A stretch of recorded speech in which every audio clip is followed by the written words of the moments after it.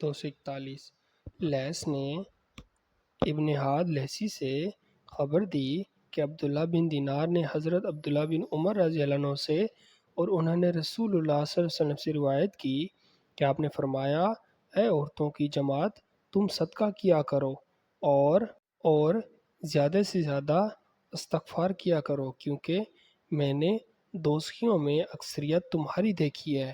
ان میں سے ایک دلیر اور سمجھدار عورت نے کہا، اللہ کے رسول، ہمیں کیا ہے؟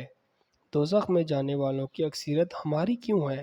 آپ نے فرمایا، تم لعنت بہت بھیجتی ہو اور خاوند کا کفران نعمت کرتی ہو۔ میں نے عقل و دین میں کم ہونے کے باوجود عقل مند شخص پر غالب آنے میں تم سے بڑھ کر کسی کو نہیں دیکھا۔